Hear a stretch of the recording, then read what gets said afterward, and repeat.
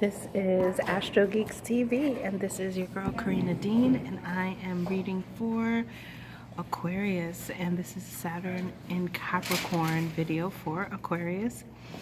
Anybody who has Sun in Aquarius or rising in Aquarius. So what is this about? What is this going to transpire? How can you utilize this energy? Well, this is in the area that has to do with the formed space, the place where you're dissolving to a degree in what it is that you do on a regular basis. The 12th house is very difficult to explain because it has not enough in the actual language actually to describe something that is formless. And so this is why it may even feel a little weird to you. You might have energies where you're experiencing strong energies but can't really put a word to it. It can't really describe it in a way in which it is the experience of which you are experiencing. All of that to say that this will shift for you in a way in which you can have possibilities of creating business in a more charitable way, of being more giving, and maybe even working with hospitals, working with people who are in need, people who are not capable of taking care of themselves. And this might be a chance for you to be either within this environment or providing for these environments and businesses. So for anybody who is under this energy, one of the first things I would recommend is to work on a meditation regime, something like that, that can allow for you to be in tune with the subconscious area of yourself and the parts of you that are hidden and not easily accessible. And just like how the energy is right now, like I'm feeling like you may strive to have actual isolation or space to yourself, but you might actually have to work really hard in order to do so. You might have to deal with some bouts of depression as well. You might struggle with isolation, wanting it, not wanting it. There might be some issues in that regards. On the outside, it appears like everything is being held together, like everything is going to be okay, but on the inside, it might feel like things are falling apart. And this is going to be what we would call a 3-year time lapse. So it's just in the beginning where it's jarring and can be difficult to really manifest what you want.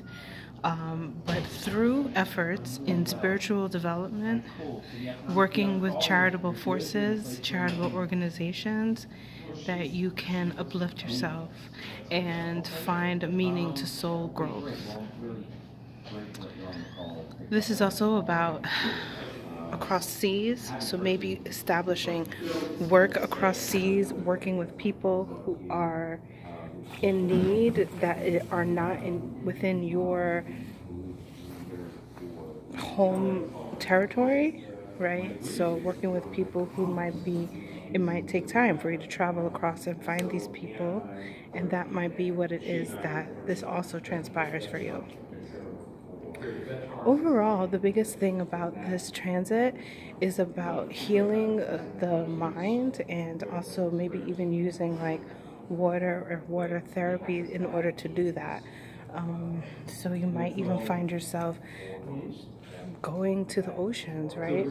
I mean, this could be like in your more traditional sense of like being in the baptism, right? But it doesn't have to be that exact thing. It could be something more where it's just using the healing powers of water to help you with any sort of inaccessible issues that you're having, right? Because like I said, it's going to be undescribable.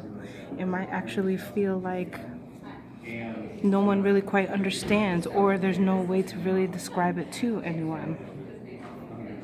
It is a good time for reaching for help, finding a therapist, finding group therapies, areas in which you can be able to vent and express yourself, right? So I'm thinking of places like even like AA meetings, if it's something to do with addiction. Also, it could be anything like transformative mind therapies, anything that has to do with groups and being of aid to your soul expression, to your spirituality, anything like that. So this is also a time where you might be reevaluating your day-to-day work activities. You might be establishing yourself to be more escaping from work, daily lifestyles, or anything like that until you can really find something that is true to your calling and your real vocation. So if you're in any sort of work or job atmosphere that is not serving you, this might be a time where you're establishing that you're not working at all, or that you're leaving this atmosphere because it might be too toxic for you. Classically, this is the area of secret enemies, so this can be something where you struggle with being able to pinpoint who it is that is charging towards you with negative energy. The biggest thing here is to clean your space, clean your energy, clean out your lives in the sense of working with relationships that haven't maybe ended up very well, and figuring out how you can come to a sort of peace within conflicted relationships as well. That's what I have for now, Aquarius. I am in a space where I almost feel like it's speaking to me about how it would affect you. A lot of talk, a lot of chatter around in which you can barely focus on your own thoughts, right? And so this might even be that as well, but still looking like you have it all together. And that's one of the best parts, because we're always trying to appear like we still have it good, and that could actually work in your favor as you deal with the inner world at this time. Stay tuned for a part 2, because I'm definitely going to make a part 2 for Aquarius. Okay? Peace and love. This is your girl, Queen and Teen on Astro Geeks TV. This is Saturn and Capricorn for Aquarius.